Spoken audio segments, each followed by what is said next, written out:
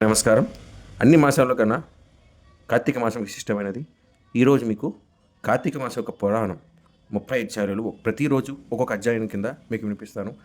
ప్రతి ఒక్కరూ శ్రద్ధగా విని ఆ శివ కటాక్షం పొందాలని మనస్ఫూర్తిగా కోరుకుంటున్నాను. గణపతి ప్రార్థనతో మనం కార్తీక పురాణాన్ని ప్రారంభిస్తున్నాం. పురాణం మొదటి అధ్యాయం వ్రత విధానం. శ్రీరాఘవం దళరాత్మజం అప్రమేయం సీతాపతిం రఘుకులాత్మయ రత్నదీపం ఆజానుబాహు మరబింద దళాయతాక్షం రామం నిశాచర వినాశకరం నమామి. శుక్లాంబరధరం విష్ణుం శశివర్ణం చతుర్భుజం ప్రసన్నవదనం ధ్యాయేత్ సర్వవిఘ్నోపశాంతయే. శ్రీవాగ్దేవీం మహాకాళీం మహాలక్ష్మీం సరస్వతిం త్రిశక్తిరూపిణీ మాతం దుర్గాం చండీం నమామ్యహం. ఆదిత్యాయ చ సోమాయ మంగళాయ బుధాయ చ గురుశుక్లశనిభ్యశ్చ రాహువే కేతవే నమః. ఆపదామపహర్తారం దాతారం సర్వసంపదాం లోకాభిరామం శ్రీరామం భూయో భూయో నమామ్యహం. కార్తీక పురాణం మొదటి అధ్యాయం. శ్రీ రామచంద్ర భగవానుని దయ వలన పూర్వకాలంలో ఒక మారు మహర్షులైన శౌనకాదులు సూత పౌరాణికుని చూచి, ఓ మహాత్మా, మాకు కార్తీక మాస మహత్యం వినాలనే సంకల్పం కలిగింది, దయతో చెప్పమని అడిగారు. సూతుడు వారి కోరికను మన్నించి సంతోషంతో ఈ కార్తీక మహత్యాన్ని పూర్వం జనక మహారాజుకు వశిష్ఠుల వారు, నారద మహర్షికి బ్రహ్మదేవుడు, పార్వతీదేవికి పరమేశ్వరుడు, లక్ష్మీదేవికి శ్రీమన్నారాయణుడు ఉపదేశించారు. ఈ కార్తీక మాస మహిమను వినడం వల్ల అనేక జన్మలో చేసిన పాపాలు కూడా హరింపోతాయి. జాగ్రత్తగా వినండి అంటూ వ్రత విధానానికి సంబంధించిన కథను చెప్పడం ప్రారంభించారు. ఒకానొకప్పుడు వశిష్ఠ మునీంద్రుల వారు సిద్ధాశ్రమానికి వెళుతూ మార్గంలో విశ్రాంతి తీసుకోవాలనే సంకల్పం కలగడం వల్ల మిథిలా నగరంలో ఆగారు.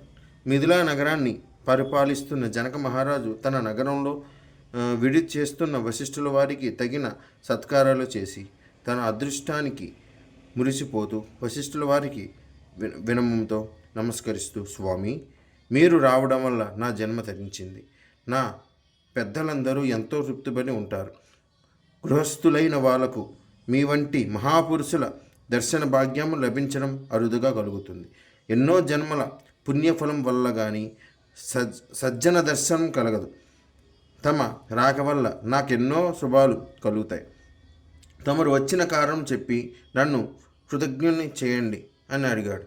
జనక మహారాజు చూపించే వినయ విధేయతలకు ఆప్యాయతకు ఆనందిస్తూ వశిష్ఠుల వారు చిరునవ్వుతో, నాయనా, నీకు మేలు జరుగుతుంది. సిద్ధాశ్రమంలో జరగబోయే యజ్ఞానికి వెళుతున్నాను. నీవు ఆ యజ్ఞానికి కావలసిన వస్తు సామాగ్రి ఇస్తావని ఇటు వచ్చాను అన్నారు. వశిష్ఠు వాళ్ళ మాటలు విన్న జనక మహారాజు సంతోషంతో, స్వామి, దానం చేయకుండగా దాచే ధనం నశించిపోతుంది. అందుచేతి ధనాన్ని దానం వలని రక్షించుకోవాలి. తమకు కావలసినంత ధనం తీసుకొని వెళ్ళగలరు. మీ ఆజ్ఞ శిరస వసిస్తాను. తమకు అన్ని ధర్మాలు తెలిసినవి, వినేవాళ్ళ పాపాలు పోగొట్టగల మహిమతో కూడిన కథ ఒకటి చెప్పమని కోరుతున్నాను. మాసాలన్నిటిలోనూ కార్తీక మాసం ఎంతో గొప్పదని పెద్దలు చెబుతూ ఉంటే విన్నాను. దానికి ఒక గొప్పతనం ఏ విధంగా కలిగిందో దయతో చెప్పమని కోరుతున్నానని అన్నారు. జనకుని కోరిక మన్నించి వశిష్ఠ మునీంద్ర వారు కార్తీక మాసం యొక్క మహిమను చెప్పడం ప్రారంభించారు. ఓ జనక మహారాజా, వినేవాళ్ళ పాపాలు పటాపంచలై పుణ్యాలు కలిగేటట్లు కార్తీక మహాత్యం చెబుతాను, శ్రద్ధగా విను. పూర్వజన్మలో చేసుకున్న మంచి వల్ల సత్వశుద్ధి కలుగుతుంది. సూర్యభగవానుడు తులారాశిలో సరిపే కాలంలో కార్తీక మాసంలో పరిశుద్ధమైన మనసుతో స్నానదానాలు పితృశ్రాద్ధం, దేవార్చన మొదలైన వాటిని చేసిన వాళ్ళు పొందే ఫలాలు అనంతముగా ఉంటాయి. కార్తీక మాసంలో శుద్ధ పాడ్యమి నుంచి కానీ, తులారాశిలోనికి సూర్య భగవానుడు ప్రవేశించిన నాటి నుంచి కానీ కార్తీక వ్రతం ప్రారంభించాలి. సూర్యోదయం వేళలోనే కార్తీక స్నానం చేయాలి. స్నానానికి సంకల్పం చెప్పుకునేటప్పుడు ఓం దామోదర, నేను చేయబోయే ఈ కార్తీక వ్రతం నిర్విఘ్నంగా నెరవేర్చు తండ్రి, నీకు నమస్కారం. నిర్విఘ్నం కురుమే దేవ దామోదర నమోస్తుతే అని సంకల్పించారు. సూర్యుడు తులారాశిలో సంచారం చేసే కాలం 3 లోకాల్ని పావనం చేసే గంగామాత అన్ని ప్రదేశంలోనూ ద్రవ రూపంలో నిండి ఉంటుంది. ఇటువంటి తులామాపంలో నీటితో కూడిన గోపాదమంతటి చోటున కూడా శ్రీమన్నారాయణుడు ఉంటాడు.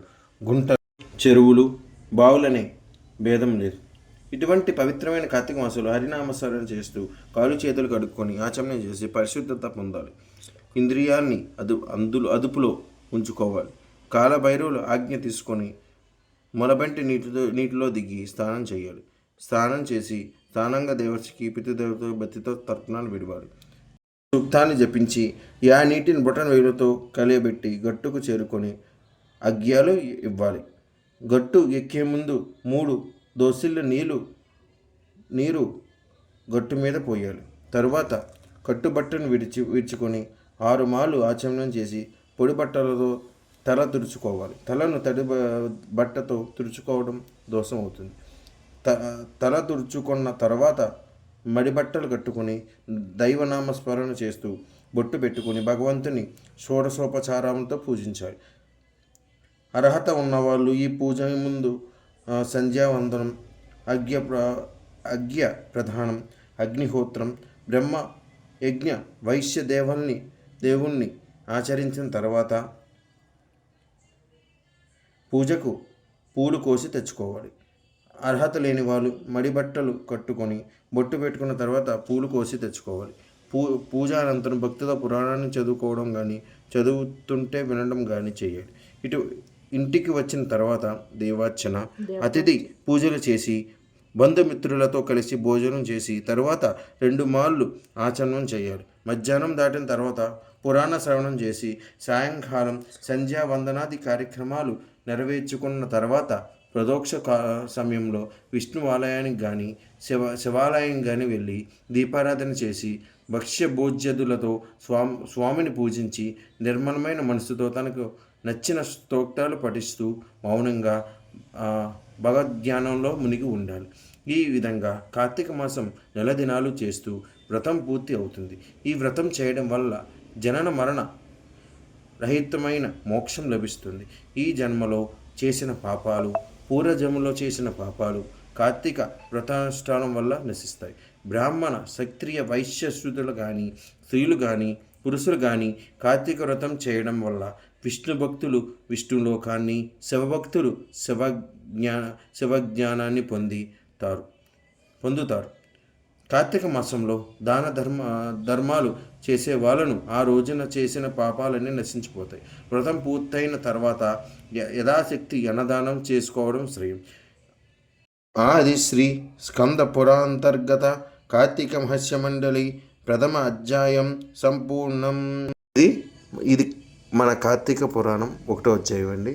మళ్ళీ రేపు అధ్యాయం 2తో మళ్ళీ మీ ముందుకు వస్తాను. ఈ వీడియో నచ్చినట్లయితే లైక్ చేసి, షేర్ చేసి, సబ్స్క్రైబ్ చేయండి. దయచేసి మీ మిత్రులకు మాత్రం షేర్ చేయడం మర్చిపోకండి. Thank you.